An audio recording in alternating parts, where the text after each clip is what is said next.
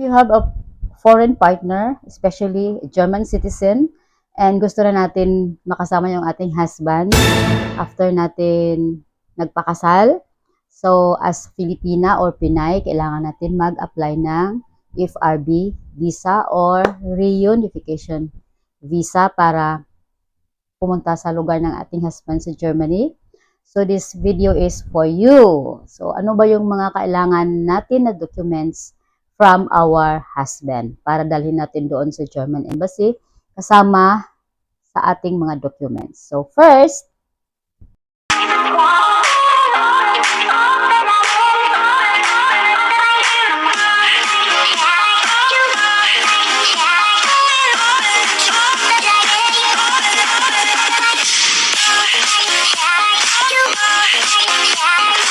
if you have a German husband living in Germany, then this video is for you if you want to apply a reunification visa.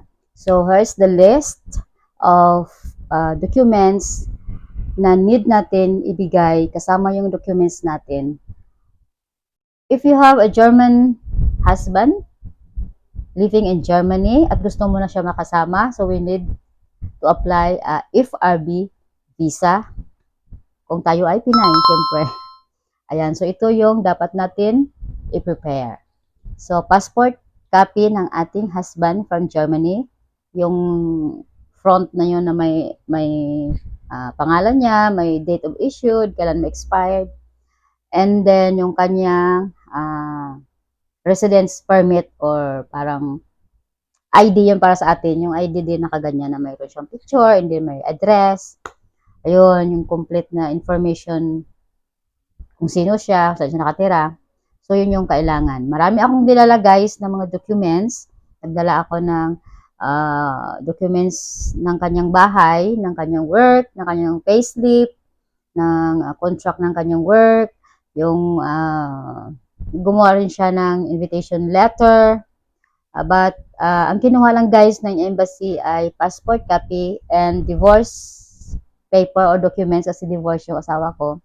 And then yung kanyang identification ID or yung permanent or residence ID. Yun lang yung kung ano yung tawag nila doon. Resident o permanent ID. Yun lang ang kinuha, yung passport na copy and resident ID and then yung divorce documents. Yun lang ang kinuha. The rest na piniprepare namin, hindi siya kinuha guys.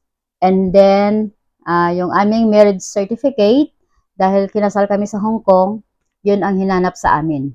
So, kasi wala akong original dahil dinala niya doon sa Germany. So, need talaga yung original na marriage certificate. Kung saan ka man kinasal, need talaga yung original. So, yun lang guys ang kailanganin. So, yung sa previous ko na video, hindi ko sinali doon yung marriage certificate kasi foreign yun, hindi yung galing sa Pilipinas dahil kinasal kami sa Hong Kong. So, sinama ko siya dito sa requirements ng aking spouse. So, yun lang ang hinanap, yung kinuha yung kanyang passport copy at yung kanyang resident ID na copy and then yung aming marriage certificate. Yun, original, yung marriage certificate. So, the rest, hindi na niya kinuha, hindi kinuha ng embassy. Dami kong prepare, pero yun lang talaga guys ang need na i-comply ng ating partner abroad. So, kung meron kayong mga katanungan, may mga clarifications, o may mga question kayo, comment below and I'm willing to answer kasi na-experience ko na siya. And my next video, i-share ko sa inyo guys yung question. Ano ba yung mga tinatanong doon sa embassy, yung interview, yung mga dapat natin isagot sa consul, kung ano yung mga tinatanong sa atin. So, i-share ko sa inyo guys, isa-isa yung mga question na tinanong sa akin para makaprepare din kayo sa time na kayo na rin yung mag-interview. So, interviewin kayo at magdala ng mga requirements doon. I-share ko sa inyo in my next video at sana makatulong ako sa mga nag-prepare ng mga documents sa pag-apply ng FRB visa.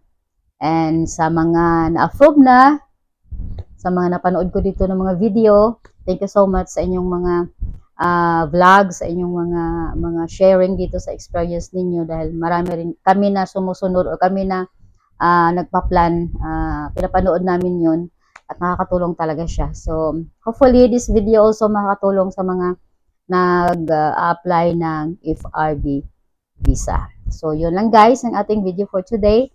At sa sunod na video, as I said, isi-share ko sa inyo yung mga question and answer na tinanong sa akin ng consul sa day na in-interview ako. So, yun lang. Thank you so much for watching and see you in my next vlog. And don't forget to subscribe, like, share, and comment. At kung meron kayong question, I'm willing to answer that. Thank you so much and see you in my next vlog. Bye!